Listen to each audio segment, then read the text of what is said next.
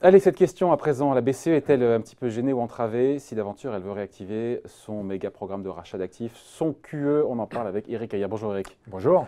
Directeur du département analyse et prévision de l'OFCE. Parce qu'il y a des questions qui se posent encore une fois. Alors déjà, il faut voir... Alors déjà l'inflation. Si l'inflation ne revient pas, c'est ce qu'il a dit Mario Draghi. Si l'inflation ne revient pas, on pourrait réactiver le programme, le QE. Manifestement, quand on regarde les chiffres, on les a eu, les chiffres là, en zone euro, c'était en fin de semaine, on est à 1,2% en glissement, enfin sur un an. Ouais. Ça remonte un peu, mais la cible des 2%, qui est donc l'objectif de la Banque Centrale Européenne, on en est loin. Oui, on en est loin, et ce d'autant plus que certains nous disent qu'on serait sur le chômage structurel en Europe, c'est-à-dire qu'il commence à y avoir des tensions pour recruter. Et donc normalement, quand vous êtes pas loin de ce chômage structurel, l'inflation salariale devrait être là, et donc du coup, on devrait être en tout cas proche de ces 2%, voire les avoir dépassés. Et on est, sur les salaires, on est comment sur les salaires sur un an? Alors ça accélère quelque peu, notamment, mais on est assez loin. Ah oui, on est aux alentours de 1,5, 1,6. Il y a quelques pays qui ont des tensions salariales qui commencent à poindre. On pense à l'Allemagne, mais tout ça est quand même extrêmement décevant compte tenu du chômage. Et d'ailleurs, le chômage continue à baisser sans que ça la produise. Donc, dans le respect du mandat qui est le sien, ah oui. on est encore éloigné. Il n'est pas idiot de se dire qu'elle peut chercher à booster un peu l'inflation. On peut discuter de la méthode, effectivement, savoir si c'est bien un QE ou des baisses de taux, parce que c'est aussi des effets secondaires, des side effects, comme disent les anglo-saxons. Mais elle est fondée de se dire que l'inflation, elle est quand même loin aujourd'hui. C'est effectivement fondé, et ce d'autant plus qu'il y a la Banque centrale américaine qui est en train de dire, attention, moi aussi, je peux revenir à finalement une politique monétaire un peu plus accommodante. Et donc, si ça devait être le cas, on aurait, imaginons, que l'euro s'envole. Et voilà. Et si l'euro devait s'apprécier, ça ferait de la déflation, en tout cas la désinflation importée. Et donc là, ça serait un peu la catastrophe. Et donc du coup, ça peut être aussi une sorte de politique de change déguisée. Enfin, normalement, on n'a pas le droit de le faire, mais on comprend bien qu'elle essaye un peu de se caler aussi sur les anticipations de la Fed, en tout cas ce que pourrait faire la Fed, pour essayer de maintenir un change pour ne pas avoir une désinflation pénalise trop, notamment la zone euro. Alors pourquoi on parle d'une BCE qui serait entravée? Et il faut remercier les Échos, parce que c'est en lisant l'article des Échos que j'ai pris conscience d'un phénomène que je ne connaissais pas.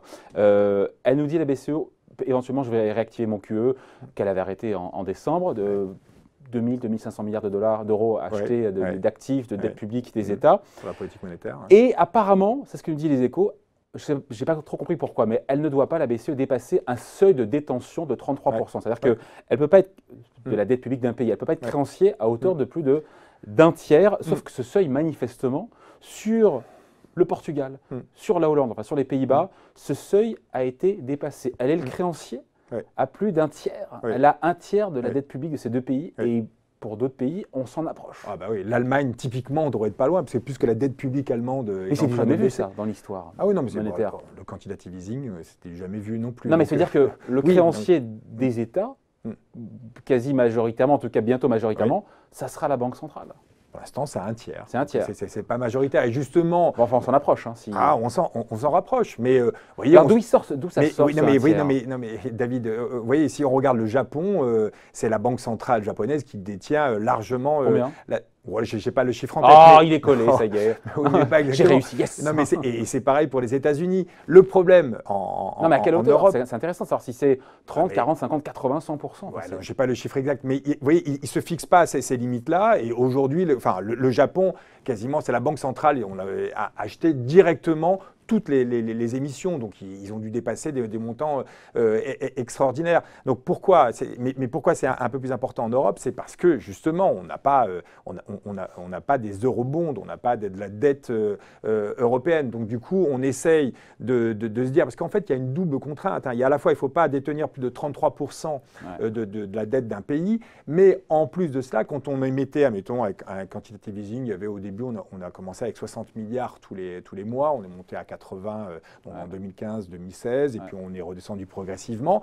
Quand c'est sur les 60 milliards, mettons, mensuels, il fallait non seulement ne pas dépasser les 33 points de dette, mais aussi il fallait que ces 60 milliards soient répartis de façon à ce que les montants de chaque pays colle avec le poids? Non, Non. une autre, c'est-à-dire Ah. colle par rapport à ce qui est le poids du pays dans le capital C'est de la ça. Banque centrale. Voilà, c'est Et ça. donc, du coup, un poids plus important pour l'Allemagne en milliards, puisque c'est. Mais comment on aboutit alors justement? Parce que, les oui, Pays-Bas, oui, les Pays-Bas, ils ne sont pas 33% donc au il y a poids du une capital double de la contrainte. BCE, hein. Il y a une double contrainte, c'est-à-dire Mais qui a qu'on été achetait. explosé, qui a été explosé. Ah non, elle n'a pas été explosée. On respecte la contrainte. On respecte la contrainte. Chaque fois qu'on émet, c'est en pourcentage de chaque pays dans le capital de la Banque centrale européenne. Et ensuite, il y a la contrainte. Il ne faut pas aussi dépasser les 33%. D'où il sort ce 33% des... D'où il sort? C'est que globalement, il y a, si vous voulez restructurer votre dette, globalement, il peut y avoir des clauses d'action qui font qu'il faut qu'il y ait 2/3 des personnes qui détiennent votre dette qui doivent voter, et c'est à la majorité des 2/3. Et donc, la Banque centrale, si elle détenait plus d'un tiers, elle pourrait serait jugée partie. Non, c'est-à-dire que si elle ne vote pas, elle bloque toute restructuration. Il n'y aurait jamais de restructuration, imaginons, et on ne pourrait jamais atteindre la majorité des 2/3. Et donc on s'est dit, puisqu'il y a cette majorité de 2/3, la Banque centrale ne va pas dépasser 1/3, comme ça elle peut s'abstenir de vote au moment de la restructuration. Et donc c'est le cas. Mais vous voyez, ça c'est quelque chose d'assez juridique. C'est une contrainte. Qu'elle s'est fixée toute seule. Mais voilà, une contrainte donc qui s'est finalement, fixée par la Banque centrale. ce seuil de détention d'1/3 de la dette publique de chaque pays, finalement, elle peut le contourner en se disant, tiens, on passera à 50, sauf qu'on aura toujours ce problème dans cas de restructuration. Sauf, oui, vous avez raison, sauf à dire, puisque je suis extrêmement lié aux États, moi, la Banque centrale, et je n'ai pas le droit, du coup, de participer à ce vote, la majorité de 2/3, c'est hors ce que détient la Banque centrale. Et donc dire, je me prive de mes droits de vote, en fait, et donc la Banque centrale n'aurait pas de droit de vote, on ferait un calcul hors ce que détient la Banque centrale, et donc ce serait la majorité de 2/3, hors ce que détient la Banque centrale. Donc ce seuil des 33, c'est un équilibre qui n'en est pas un parce qu'elle peut le contourner. Bien entendu qu'elle pourrait complètement le changer. Ça, bon, après, moi, je suis ça reste une règle, ça reste une règle qu'elle a elle-même édictée, sur laquelle elle va s'asseoir. Oui, si vous voulez. Oui, effectivement, mais la bonne question, me semble-t-il, c'est pas… Alors, quelle est, Éric Caillard, la bonne question? La bonne question, c'est est-ce que ça fonctionne? Est-ce qu'il faut faire un quantitative easing? Mais voilà, mais j'allais venir. Oui, mais c'est ça la bonne question, parce que si on arrive à montrer que c'est la bonne solution quantitative, on ne peut pas dire « Ah, mais d'un point de vue juridique, on ne peut pas le faire, sinon on dépasse la… » On voulait juste, le focus aujourd'hui, c'était sur ce point de vue juridique. Vous en parlez parce que c'est dans l'actu, mais derrière, le vrai problème de fond, si on prend un peu de hauteur, c'est ça, c'est savoir si… Pour relancer l'inflation, est-ce que c'est vraiment le QE qu'il faut faire? Est-ce qu'il n'y a pas autre chose à faire? Non, mais c'est complètement ça la question. Et alors la réponse, c'est quoi la bonne réponse? Tu vois, si l'économie était une science exacte, ça serait… On a évité la déflation grâce au premier QE, mais on n'a pas réussi à revenir à l'inflation à 2%. Non, mais disons que ce qu'on peut dire, en tout cas ce que la littérature académique nous dit, c'est que, heureusement qu'on a fait du quantitative easing pendant la période de crise. Pour éviter le pire. Et il aurait mieux valu que la Banque centrale européenne le fasse au même moment que les Américains. Avec 4 ans d'avance. Pas de retard pour la BCE. C'est ça. C'est-à-dire qu'il y a eu… Ce décalage a été extrêmement nocif. Et ça, on aurait dû le faire au même moment que la Banque d'Angleterre, que la Banque… D'où les leçons du passé qui sont peut-être, pour le coup, comprises, puisque là, il est question qu'on soit relativement synchronisé avec la Fed. Effectivement. Oui, mais alors là, du coup, on prolonge un peu ce cycle, ce qui n'est pas forcément une très bonne chose. Donc, il fallait le faire, et on n'avait pas d'autre choix que de le faire. Normalement, ça devait être que transitoire. Là, le problème, c'est que c'est un transitoire qui dure en partie… On a arrêté 6 mois. Pardon, la fin du QE, c'est décembre 2018.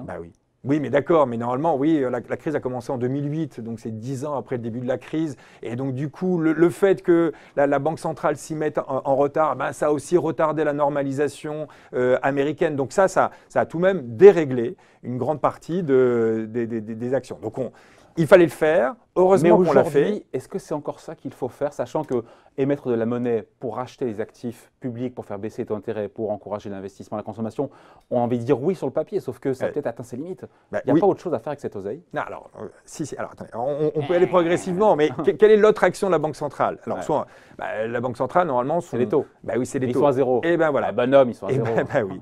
Non, mais c'est ça la grande différence avec les Américains. C'est-à-dire qu'ils ont commencé à tout de même à normaliser. Je ne dis pas qu'ils ont beaucoup beaucoup de marge de manœuvre, mais ils ont 2,5 points de taux, donc ils peuvent... Là où historiquement, ils sont en général à 5. Bah, les Américains sont à 5 à en ce termes moment, de Fed Fund. à ce moment du cycle. Exactement, Non. là ils sont à 2,5. Hein, Ah oui, d'accord, donc ils en ont moins. 2 fois moins. Ok, ils en ont quand même 2 fois moins, mais on peut dire qu'ils en ont un peu. on n'a Nous, rien. on n'a rien du tout.